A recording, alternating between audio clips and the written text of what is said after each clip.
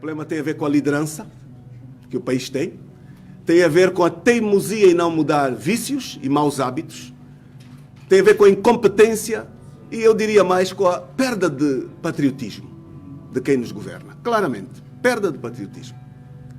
O problema é político, não é económico.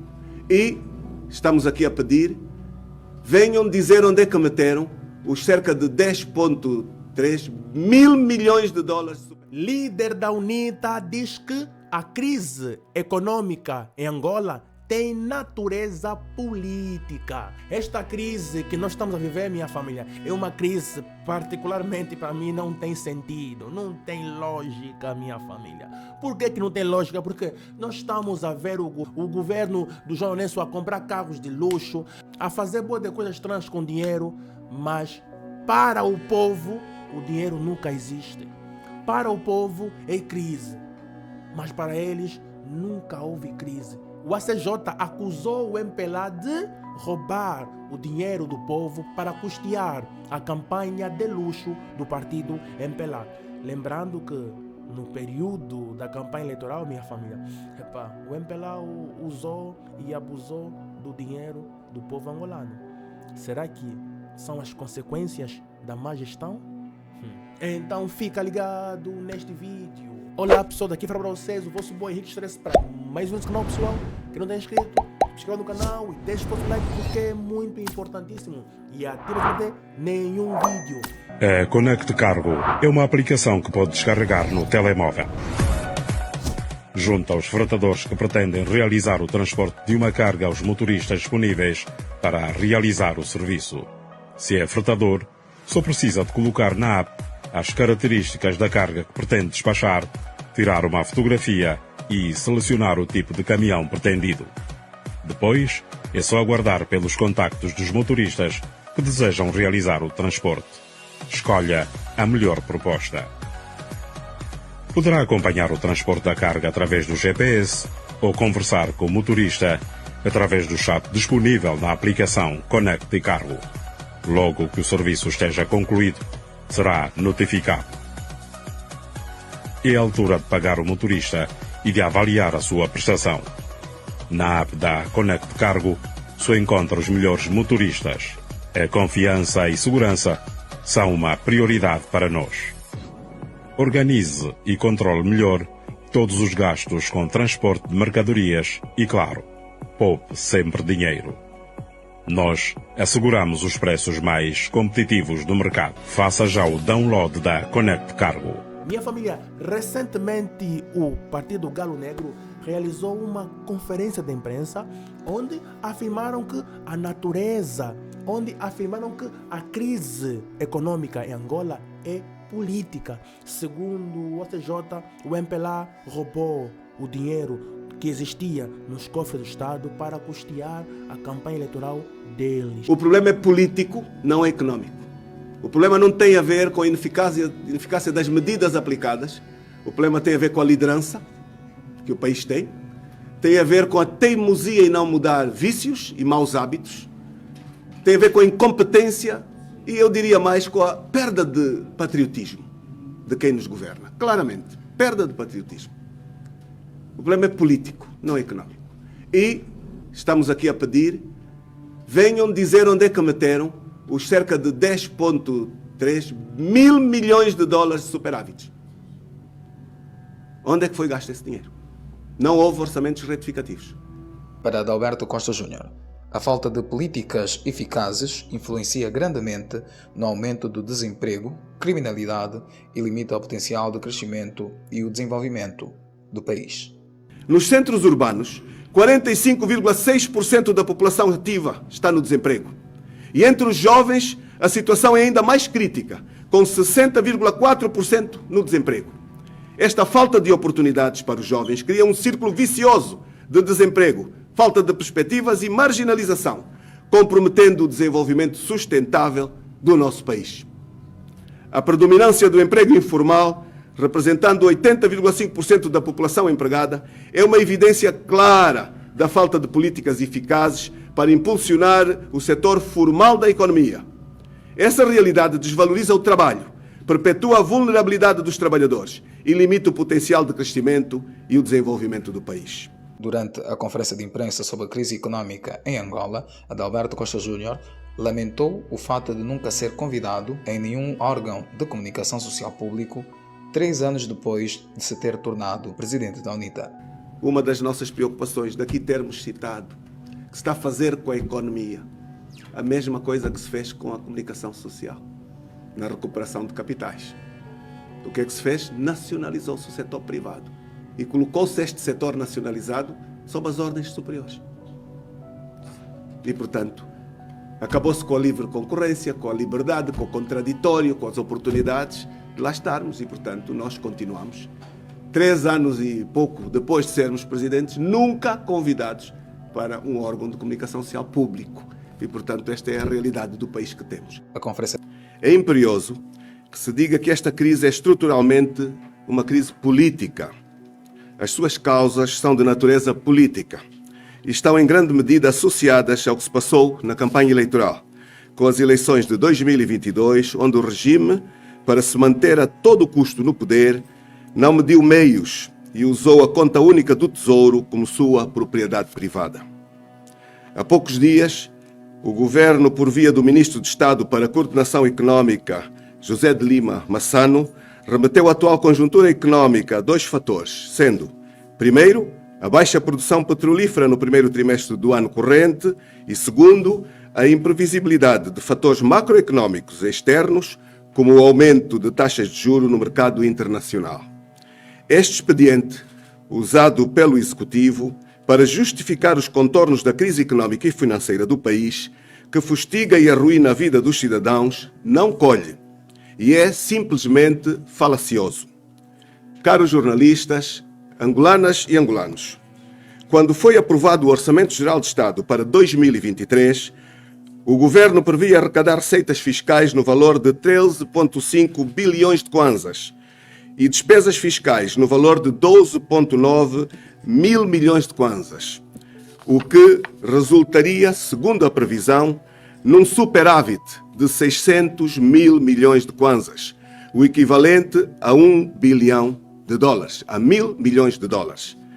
Em termos de pressupostos, o governo calculou o preço médio de $75 o barril de petróleo e uma produção diária de 1.180 milhões de barris por dia.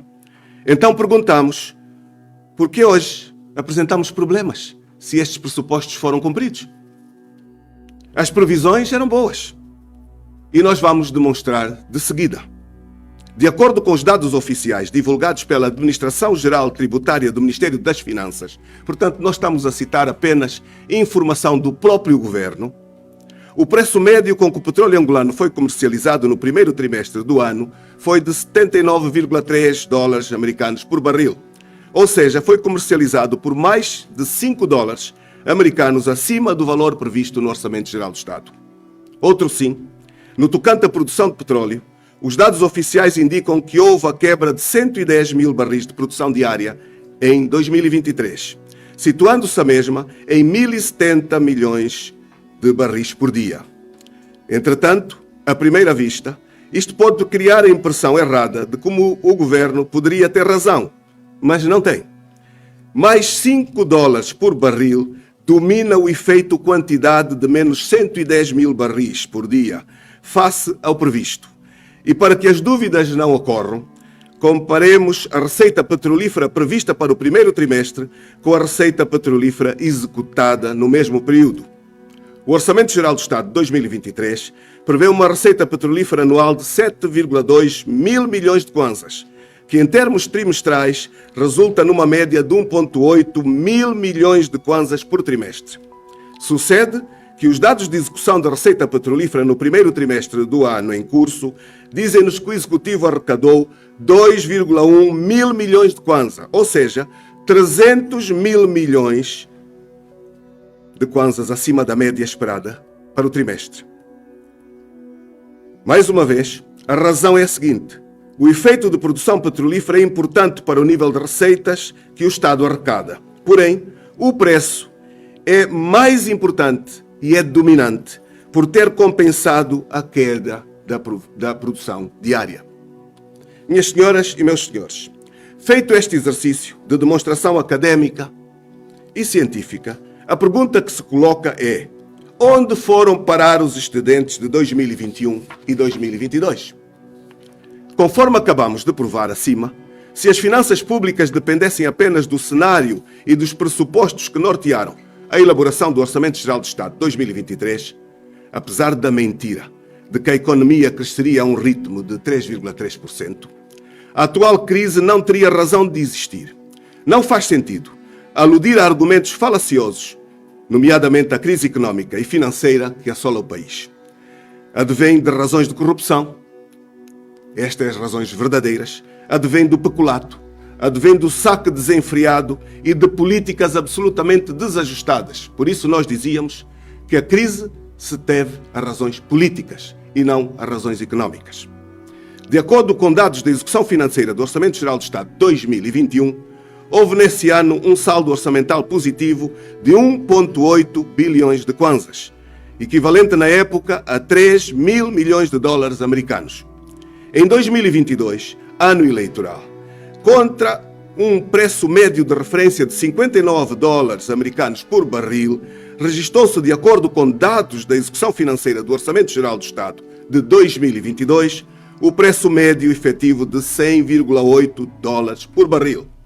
O resultado, ainda de acordo com os dados da execução financeira de 2022, dados oficiais, deram um superávit orçamental de 1,5 bilhões de kwanzas, equivalente a 3,3 mil milhões de dólares americanos ao câmbio médio do referido ano. Somados os dois saldos orçamentais, o Executivo, portanto, o Governo do país que temos, deve explicar a todos nós o destino dado a mais de 6,3 mil milhões de dólares americanos de excedente. Onde é que foi aplicado esse dinheiro? Foi na campanha do MPLA? Foi na compra da consciência dos angolanos? Foi na corrupção dos governantes? Foi no saque a favor dos novos ricos? Foi na perseguição até a exaustão dos adversários políticos? É preciso vir a público explicar. É muito dinheiro.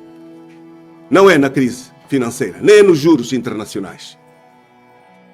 Não nos podemos esquecer que nos 3 anos findos, Angola beneficiou da moratória da China e de outros credores internacionais por causa do Covid-19.